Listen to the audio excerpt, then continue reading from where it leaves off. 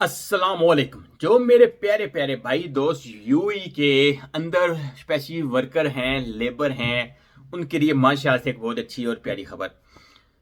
Specially उनके लिए जिनकी सैलरी 1500, 2000, 25 होती है। अक्सर बेशतर जब वो बैंक अकाउंट ओपन करते हैं तो महीने का 25 से 30 दिरहम उनके कट हो जाते हैं। इस हवाले से मैं आपको कुछ अपडेट देने जा रहा हूँ।